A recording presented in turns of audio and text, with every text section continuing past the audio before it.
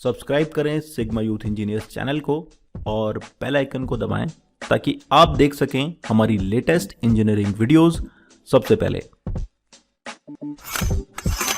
नमस्कार दोस्तों, स्वागत है आप सभी का आपके अपने चैनल सिग्मा यूथ इंजीनियर्स पे। मेरा नाम है विपिन यादव और आज का जो वीडियो है इसमें हम बात करने वाले हैं how to read engineering drawing. ये बहुत ही इंपॉर्टेंट टॉपिक भी है कि भाई इंजीनियरिंग ड्राइंग को कैसे हम रीड कर सकते हैं, उससे जो इन्फॉर्मेशन हमको चाहिए होती है वो हम कैसे ले सकते हैं और उस इन्फॉर्मेशन को हम करेक्ट प्रोग्राम बनाने में कैसे यूज कर सकते हैं।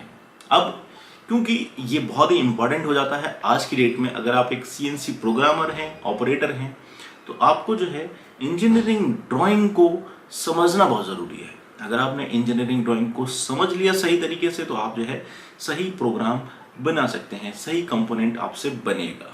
इसके लिए हमें जो है उसके कुछ बेसिक फंडामेंटल्स होते हैं, यानी कि बेसिक रूल होते हैं, उनको समझना ज़रूरी है कि भाई ये इन्फॉर्मेशन हमको कहाँ से मिलेगी और उस इन्फॉर्मेशन को हमको कैसे यूटिलाइज करना है। अब चलिए इस चीज़ को हम बहुत ही सिंपल तरीके से समझाने की कोशिश करेंगे इस वीडियो सीरीज में, क्योंकि ये टॉपिक थोड़ा सा बड़ा है। अगर हम इसे एक सही तरीके से समझने की कोशिश करते हैं तो यहाँ पर जो है थोड़ा सा समय ज़रूर लगेगा आपका, बट मैं आपको जो है गारंटी ये दे सकता हूँ कि आप जो है इस इंफॉर्मेशन को सही तरीके से यूटिलाइज करना सीख जाएंगे। सबसे पहले जो सवाल आता है हमारे दिमाग में कि भाई ये इंजीनियरिंग ड्राइंग की ज़रूरत क्यों पड़ी। इंजीनियरिंग ड्राइंग की ज़रूरत हमें इसलिए पड़ी क्योंकि इसके अंदर जो इन्फॉर्मेशन होती है वो हम इससे रीड कर सकते हैं, किसी और के साथ शेयर कर सकते हैं। अब इसके अंदर बहुत सारे टाइप की इंफॉर्मेशन होती है, जैसे कि भाई जो कंपोनेंट हमें डिज़ाइन करना है उसका मटेरियल कौन सा है, ठीक है, उसके अंदर डायमेंशन कौन सा टाइप की यूज़ करी है, ठीक है, टॉलरेंसेस कौन से यूज़ किए हैं, ठीक है, शेप साइज क्या है, ये सब जो है आपको कैसे डिफाइन होंगे उस इंजीनियरिंग ड्राइंग के अंदर, ठीक है। अब इंजीनियरिंग ड्राइंग और 3D मॉडल, एक ये सवाल भी आता है बहुत सारे लोगों के दिमाग में कि भाई आज की डेट में जो है 3D मॉडल बनना स्टार्ट हो गए। पुराने ज़माने में जो है इंजीनियरिंग ड्राइंग यानी कि स्केच से बनाया जाता था, तो आज की डेट में हम 3D मॉडल का यूज़ कर लेते हैं।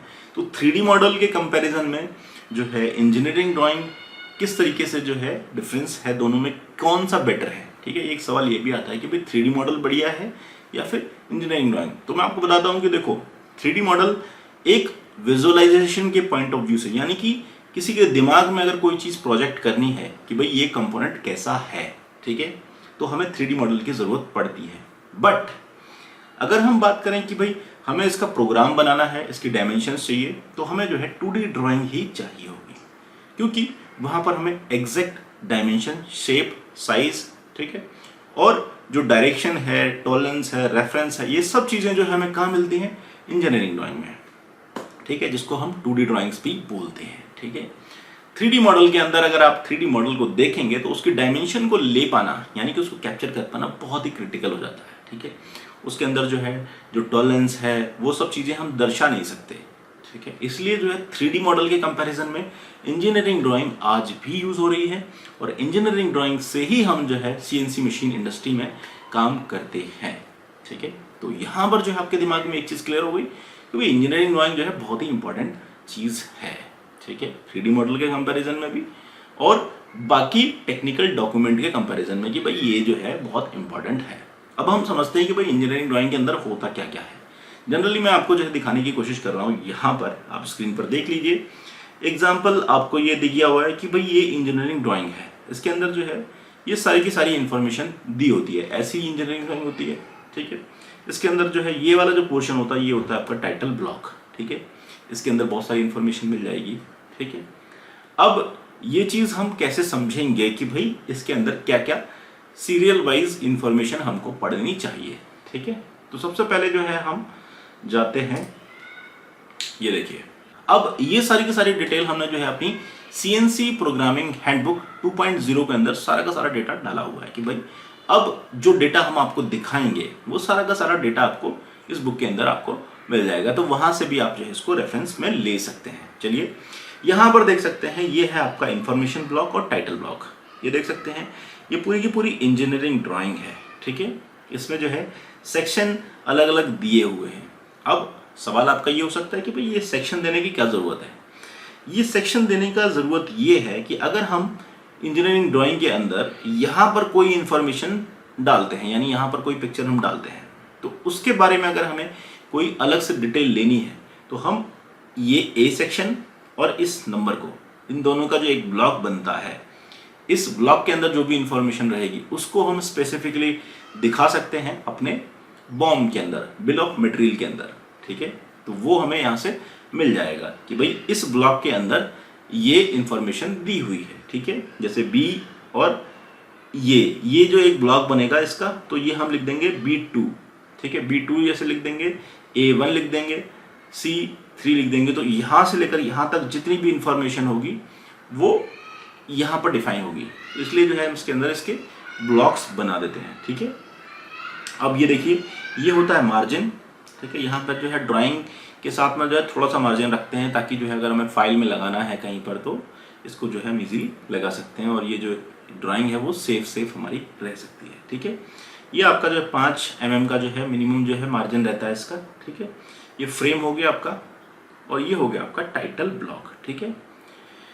अब चूंकि यहाँ पर जो है टाइटल ब्लॉक के अंदर क्या क्या इंफॉर्मेशन होती है, मैं आपको ये चीज़ दिखा देता हूँ कि भाई ये देखो, टाइटल ब्लॉक ऐसा हो सकता है, ठीक है। ये डिपेंड करता है कि भाई अलग अलग कंपनी के हिसाब से जो है इसका मॉडल थोड़ा सा चेंज कर देते हैं। इसके अंदर क्या होता है, कंपनी का नाम मिल जाएगा कि भाई ये किस कंपनी का कंपोनेंट है, किसकी ड्राइंग है, ठीक है।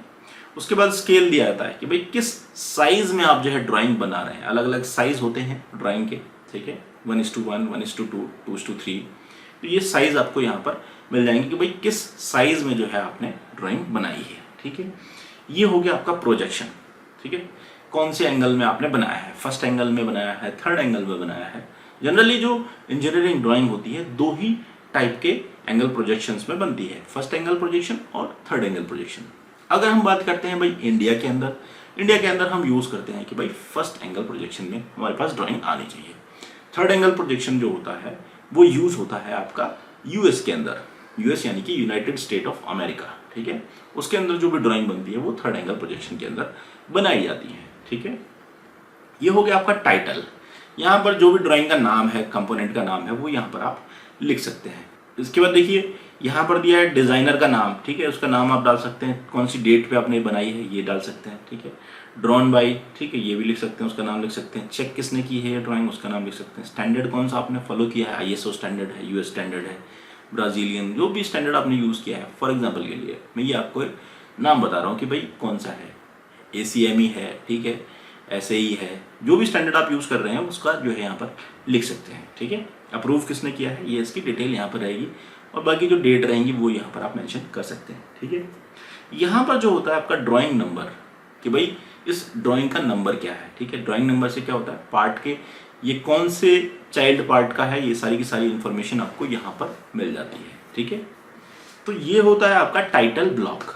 टाइटल ब्लॉक के अंदर देखो बहुत सारी इन्फॉर्मेशन हम इसमें डाल सकते हैं, ठीक है। ऐसा नहीं है कि यही इन्फॉर्मेशन मिलेगी आपको, जो है अलग अलग टाइप के फॉर्मेट मिल सकते हैं। इसमें देखो क्या क्या मिल सकता है आपका, मैं यहाँ पर जो पूरी लिस्ट दी हुई है कि भाई नाम है, एड्रेस है कंपनी का, ठीक है, पार्ट नंबर, डिस्क्रिप्शन दिया होगा, मटेरियल कौन सा यूज़ हो रहा है, ठीक है, मास कितना है, कितना वजन है उसका, ये भी दिया हुआ है, फिनिश कितने टाइप की है, ठीक है, कौन सी फिनिश है, ठीक है, जनरल टॉलरेंस दिया होगा, प्रोजेक्शन डिटेल दी होगी, स्केल यूज इन ड्राइंग, कौन सा स्केल यूज़ किया होगा, रिवीजन नंबर भी आपको मिलेगा कि भैया कितने रिवीजन इसके हो चुके हैं ड्राइंग के। ये सारी की सारी इंफॉर्मेशन आपको इसके अंदर मिल जाएगी।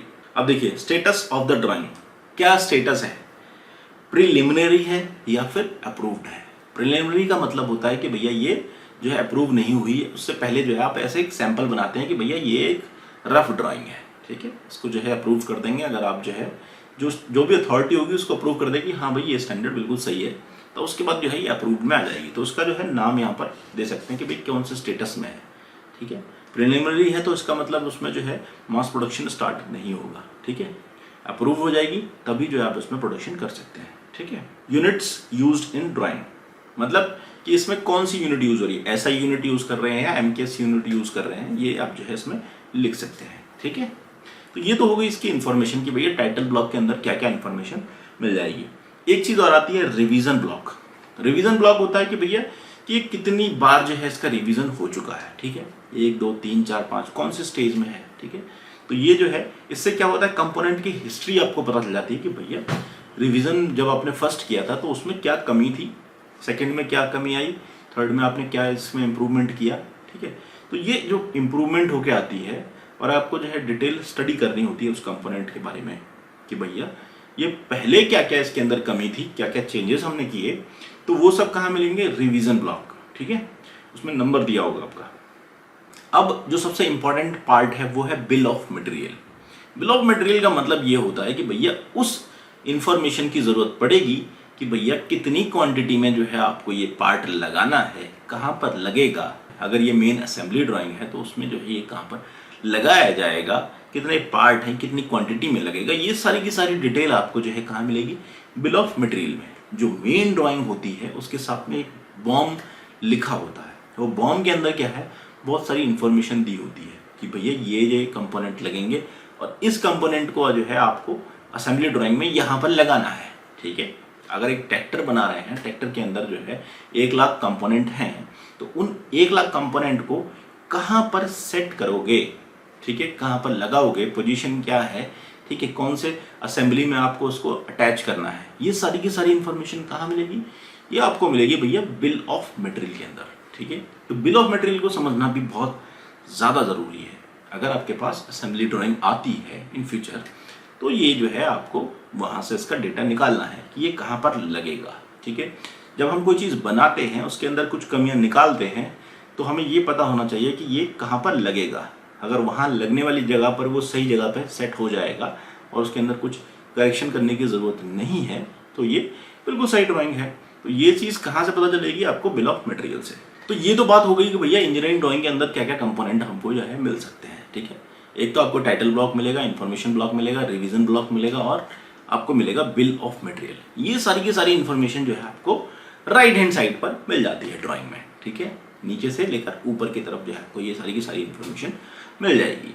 अब बाकी चीज़ पे बात करते हैं कि भाई ड्राइंग जब हम बनाएंगे उसके अंदर जो हम लाइंस खींचेंगे उनके बारे में भी तो हमें पता होना चाहिए कि कितने टाइप की लाइन यूज होती हैं इस ड्राइंग के अंदर, ठीक है। इंजीनियरिंग ड्राइंग के अंदर बहुत सारे टाइप की लाइन यूज होती है। इन लाइंस के बारे में हमें समझना जरूरी होता है, कौन सी लाइन कहाँ पर यूज होगी, ठीक है। जनरली मैं आपको एक मोटा मोटा इन्फॉर्मेशन दे रहा हूँ कि भाई ये लाइन जो है ज़्यादातर यूज होती है, ठीक है। सबसे पहले जो ये लाइन आप देख रहे हैं ये होती है कंटिन्यूस लाइन, ठीक है। अब इसको कंस्ट्रक्शन लाइन भी बोलते हैं, ठीक है।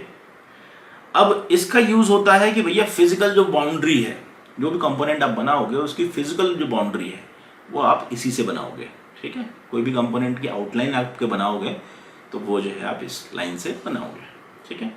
उसके बाद ये लाइन आती है, ये dash dash dash dash dash करके आती है, थोड़ी थोड़ी दिखती है, बीच बीच में गायब होती है, ये होती है हिडन लाइन। अब भाई हिडन लाइन का यूज कहाँ पे करते हैं, जो पार्ट हमको, पार्ट का वो हिस्सा जो हमें नहीं दिख रहा है, ठीक है। यानी कि अगर कंपोनेंट को हम सामने से देख रहे हैं, उसके पीछे वाला हिस्सा हमें नहीं दिख रहा है, लेकिन हम उसको दिखाना चाहते हैं कि भाई ये भी इस कंपोनेंट के पीछे है, ठीक है। तो दिमाग में ये रखो कि इसके पीछे होल है, तो उसको जो है डैश डैश डैश करके दिखा देंगे ये हिडन है, हमको दिख नहीं रहा है फ्रंट से, फ्रंट व्यू में नहीं दिख रहा है, लेकिन पीछे वो है। तो ये हम कैसे दिखाएंगे, इस हिडन लाइन से, ठीक है। तो ये हिडन लाइन हमें क्या यूज करनी है, कंपोनेंट के पीछे वाले हिस्से के लिए जो हमें नहीं दिख रहा है, ठीक है। तो हमें जो अगर ड्राइंग बना रहे हैं तो उसमें ये इस टाइप से अगर कोई लाइन दिख रही है तो इसका मतलब ये पीछे है, ठीक है। उसके बाद आता है ये सेंटर लाइन, कि भाई कोई कंपोनेंट है उसका सेंटर कहाँ से होके जा रहा है, ठीक है। कोई होल है उसका सेंटर से होकर अगर हमें लाइन दिखानी है कि भाई ये सेंटर लाइन है, ये इसका सेंटर है, तो ये सेंटर को डिफाइन करती है कि भाई ये सेंटर है, ठीक है। अब आती है डायमेंशन एंड एक्सटेंशन लाइन, ये होती है आपकी एक्सटेंशन लाइन, ठीक है, और ये होती है आपकी डायमेंशन लाइन। डायमेंशन लाइन में क्या होता है कि भैया कंपोनेंट कितना लंबा है, कितना चौड़ा है, उसकी जो मेजरमेंट है वो कितनी है, इसलिए हम जो लाइन यूज़ करते हैं उसको हम डायमेंशन लाइन करते हैं।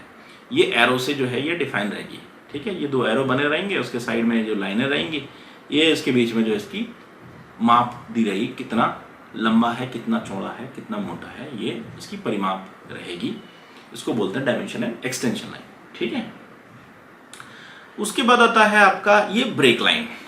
अब ब्रेक लाइन का यूज कहाँ पे करते हैं, अब देखो कंपोनेंट बहुत बड़ा है, आप उसको पूरा नहीं दिखा सकते, ठीक है। तो क्या करते हैं, ब्रेक कर देते हैं। आधा कंपोनेंट दिखाया भाई, सेक्शन करके दिखाया कि भाई पूरा कंपोनेंट बन नहीं पा रहा ड्राइंग में और आपको जो है छोटी सी छोटी चीज़ को जो है बड़ा करके दिखाना है, तो उसको ब्रेक लाइन का जो है एक ये सिंबल दिखा दो और उसको बड़ा कर दो। तो जो है ये इसलिए यूज़ किया जाता है, ठीक है। ब्रेक लाइन का यूज़ कहाँ पे करते हैं, उसका यूज़ करते हैं कि भाई पूरा कंपोनेंट नहीं दिखाना है, छोटा कंपोनेंट दिखाना है, लेकिन आधा उसको काट के ये लाइन बना देंगे, ठीक है। ये तो हो गया भाई कि भाई इसके अंदर कौन कौन सा टाइप की लाइन यूज़ करते हैं। ये सारी की सारी डिटेल आपको जो दी हुई है हमारी CNC प्रोग्रामिंग हैंडबुक 2.0 के अंदर हमने दी हुई है, जो कि इंडिया की किसी भी बुक के अंदर अवेलेबल नहीं है। इसीलिए हमने जो है ये इन्फॉर्मेशन को इसके साथ में अटैच किया है, ताकि जो पढ़ने वाले लोग हैं उनको जो है इसके लिए बार बार भटकना ना पड़े, ठीक है। तो ये तो हो गया कि भाई हम जो है कितने टाइप की लाइन यूज़ करते हैं। यहाँ तक जो सेक्शन है ये हमारा पार्ट 1 है। सेकेंड पार्ट जो है नेक्स्ट वीडियो में आपको इसके साथ इन्फॉर्मेशन मिलेगी। तो आई होप ये इन्फॉर्मेशन आपके लिए हेल्पफुल रहेगी। नेक्स्ट वीडियो में हम फर्दर सारी की सारी डिटेल आपके साथ शेयर करेंगे। तो अभी के लिए बस इतना ही, मिलते हैं अगले वीडियो में। Thanks for watching.